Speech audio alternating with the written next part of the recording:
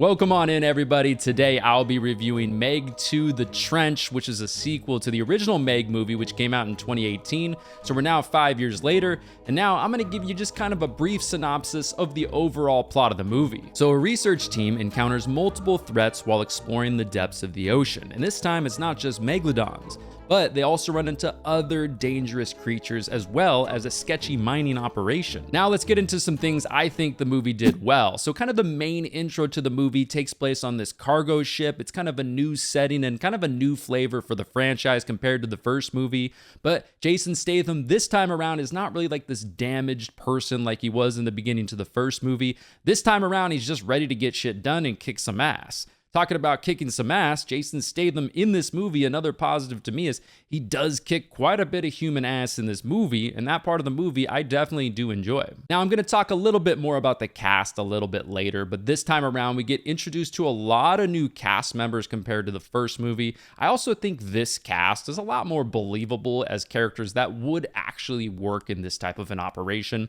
This cast this time around is not as ridiculous as the first movie, and I thought that aspect of the movie was pretty good. I also enjoyed this new underwater station that we're introduced to kind of through the midway point in the movie. It's got kind of this more gritty, more worn look to it, which I enjoyed. I also didn't mind the fact that the mission this time around isn't just to kill Megs. They had other problems they had to overcome, especially in kind of that middle to third act of the movie. There's a lot of shit going down, especially at the bottom of the ocean, and we had to kind of watch them overcome these kind of things, and I enjoyed that part of the movie. There's also some solid jump scares throughout the movie if you're into that kind of thing. I thought it was a plus at times. I enjoyed it. I mean, some people could say those are kind of cheesy or cheap, but I kind of enjoyed it.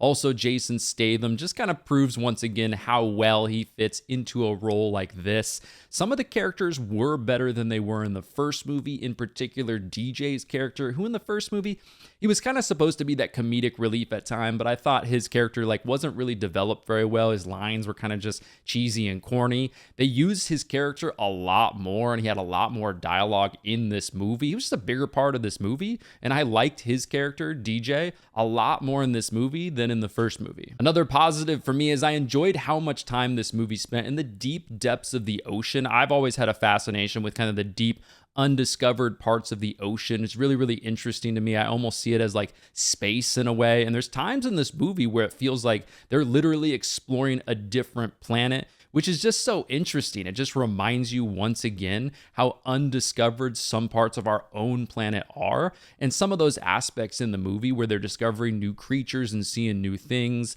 it's just really, really interesting to me, and I enjoyed that part of the movie. A big plus for me in this movie, especially when compared to the first movie, is this movie actually kind of did feel like it had stakes. Like there was a point in the movie where I was looking around like, damn, people are actually dying here, and I ain't mad at it. Another thing I have to mention with a movie like this is I've always had a personal fear with the deep, dark ocean, which probably comes from growing up in Northern California. I mentioned it in the Meg 1 review, but just growing up in a place where they're like, oh yeah, there's, killer sharks right over there that'll probably eat you, but, go have fun, go boogie boarding, have a great time, kids, that kind of a thing. Just growing up in that type of an environment in Northern California where there are some great white sharks.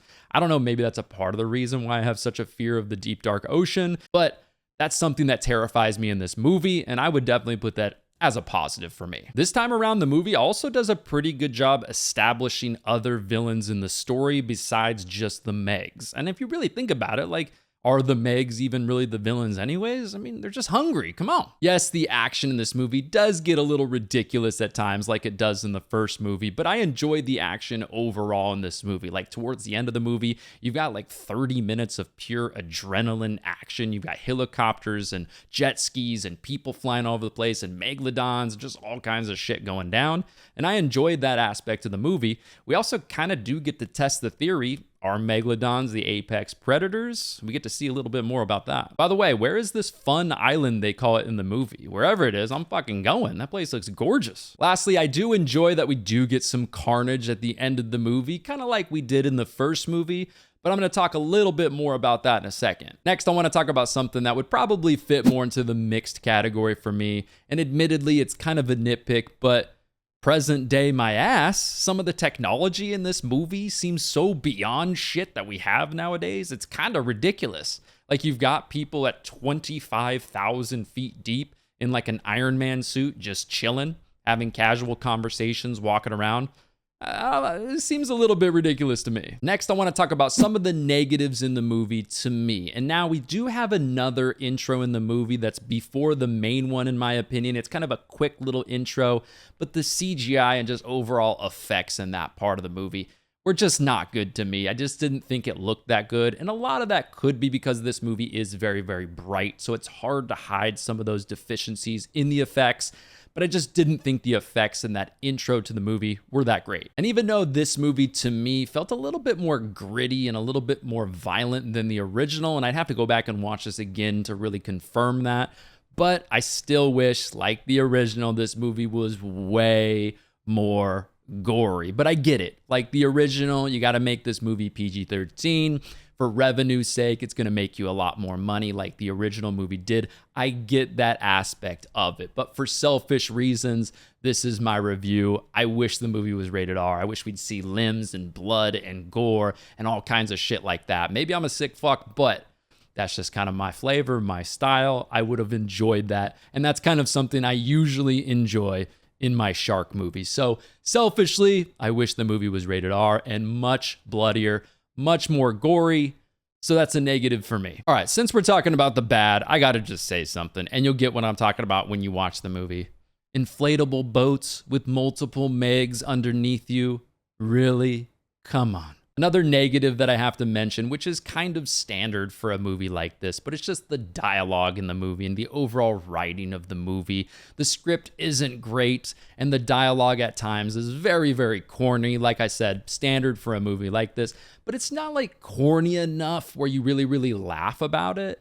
But it's just kind of corny and not really great. So I have to put that as a negative for me. Another negative that I have to mention, and this isn't a spoiler, but there's a point in the movie where there's some characters that are very, very low on oxygen. And they're kind of freaking out at times, but other times are just like chilling, having casual conversations and just like standing there, not even trying to get from point A to point B really quickly before the oxygen runs out. That whole part, it's like, what is even going on here? You're about to die. One minute you're urgent, the next minute you're having a casual conversation about like, you know, what color the sky is. Like that part is just weird to me. Another negative that I want to mention are the characters in this movie. Now, like I mentioned earlier, the characters in this movie, in my opinion, are much better than they were in the first movie, but still the cast is pretty forgettable. Outside of Jason Statham, there's not really any good characters in the movie that are really memorable in a sense.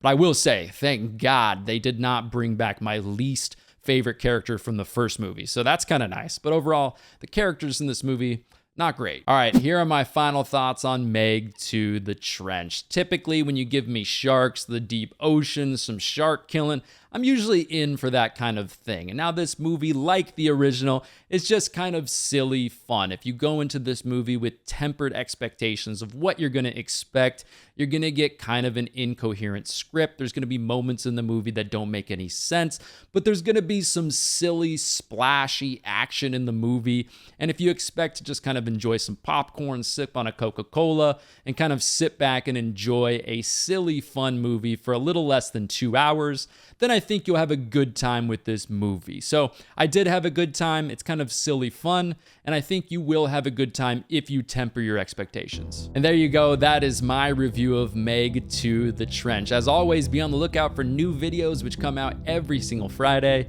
But anyways, I'm Matt McFarland, and thanks for watching. Thanks so much, everybody, for watching this video. If you haven't already, make sure you subscribe to the channel, turn on those notifications as well. Also, all of my social media links will be down below in the description if you want to go and follow me over there. But anyways, everybody, I will see you in the next video.